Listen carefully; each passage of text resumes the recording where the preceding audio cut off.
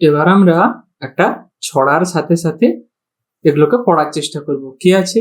Once I caught a fish alive 6, 7, 8, 9, 10, then I let it go again. তাই তো?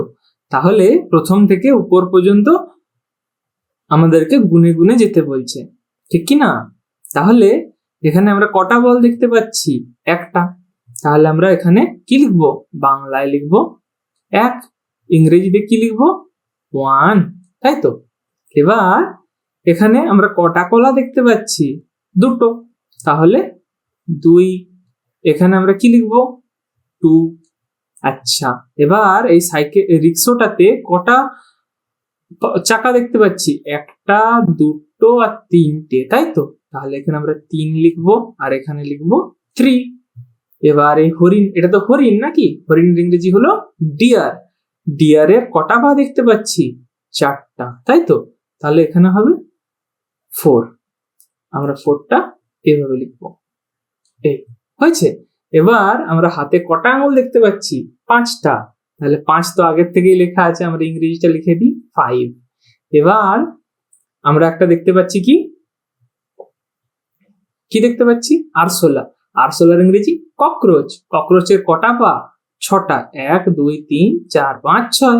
তাহলে এখানে আমরা লিখবো 6, এখানে লিখবো 6, তাই তো? এবার আসবে 7। 7 কি? উপরে দেখো 7 ইংরেজিতে লেখা আছে। মাছের কটি পাখনা? 1, 2, 3, 4, 5, 6 আর 7। 7টা পাখনা থাকে মাছের, তাই তো? তাহলে এখানে লিখবো 7। হয়েছে। এবার তারপরে একটা মাকড়সা দেখতে পাচ্ছি। মাকড়সার কটা পা আছে? 1, 2, 3, 4, 5, 6, 7, 8। 8টা। তাহলে আমরা এখানে 8 লিখলাম আর এখানে লিখবো 8। আচ্ছা, এবার একটি গাছের ডাল আছে, সেই ডালে কটি পাতা আছে? 1, 2, 3, 4, 5, 6, 7, 8, 9। তাহলে আমরা এখানে লিখবো 9 আর এখানে লিখবো 9। তাহলে এটা আমরা গুনতে পারলাম। এরপরে বলছে সবচেয়ে বড়টাতে গোল করি। তাহলে আমরা এখানে যদি গুনতে যাই, সব থেকে বড় কে? 1, 2, 3, 4, 5, কিংবা 1, 2, 3, 4, 5।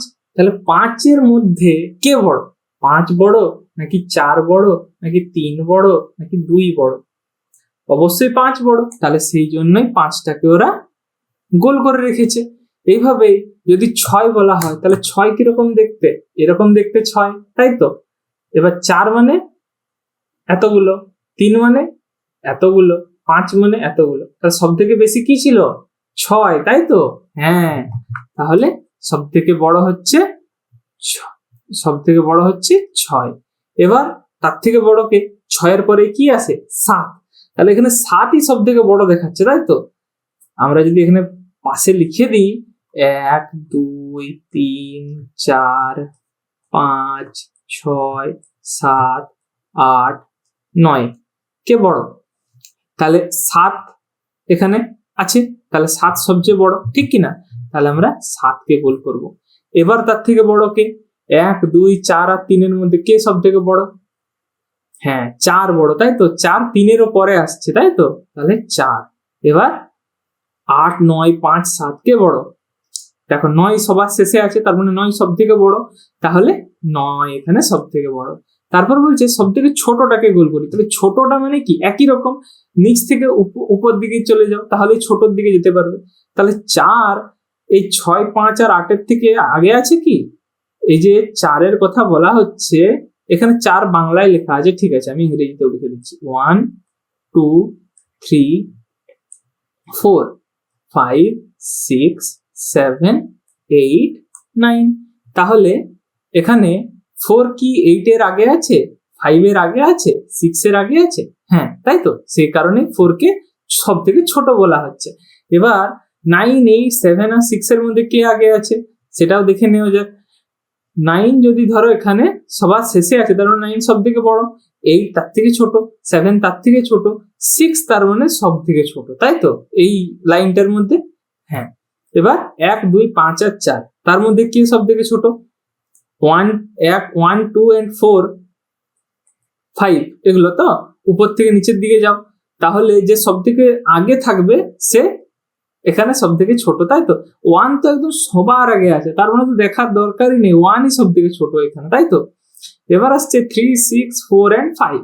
তাহলে 3 এখানে, 6 এখানে, 4 এখানে, আর 5 এখানে। কে আগে আছে সবচেয়ে? 3, তাই তো? তার মানে 3 সবচেয়ে ছোট। তারপর আসছে 7, 3, 5, 6। কে সব থেকে ছোট? এইভাবেই দেখবে, তাহলে 3 সব থেকে ছোট। বুঝতে পারলে?